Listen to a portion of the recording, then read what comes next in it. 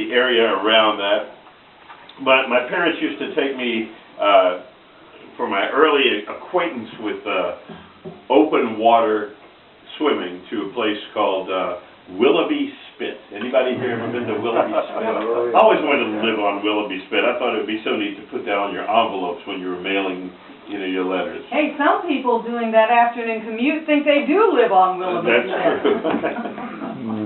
And anyway, that was where I had my first real communion with the water, and I was always fascinated as a kid to see the ships sailing off into the distance and getting smaller and smaller and smaller out there on the Chesapeake Bay, and then all of a sudden, poof, they were gone, you know.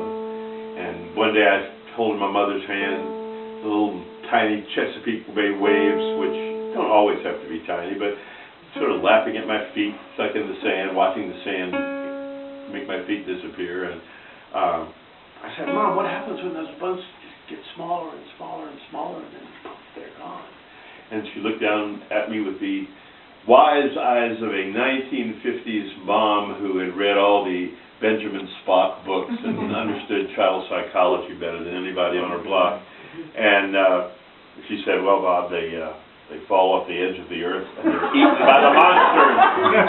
And so I learned two things about it. One about geography and one about my mother's sense of humor, which have always stuck with me. So,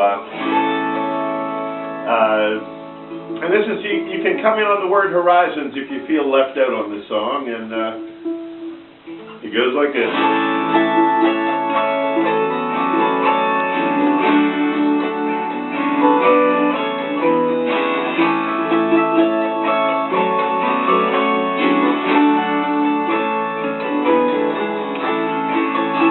Here upon this beach I stand, head in the clouds, feet in the sand, between the ocean and the land, I view the far horizon, the very edge of all we see, the border of reality, the limit of our vision. We would cross the far horizon.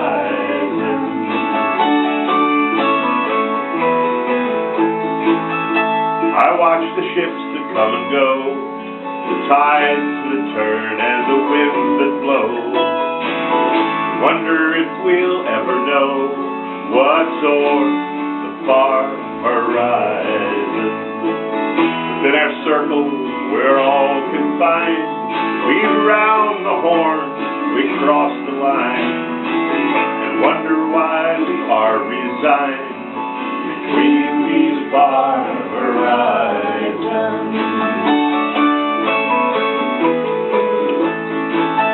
If in the instant before night, just as the sun slips out of sight, you see a flash of emerald light upon the far horizon.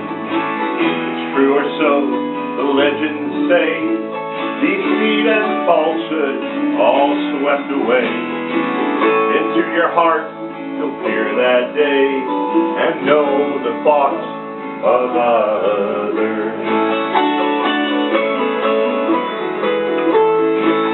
Horizons of a different kind, horizons of the heart and mind.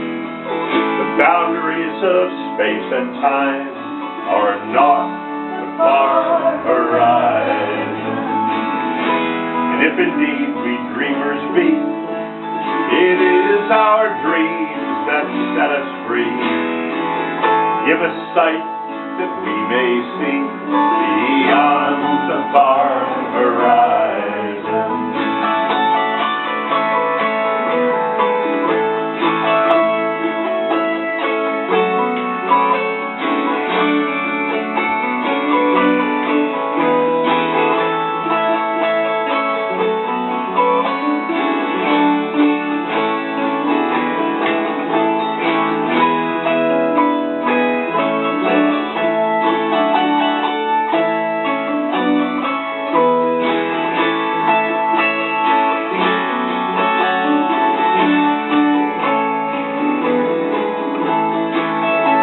Here upon this beach I stand, head in the clouds, feet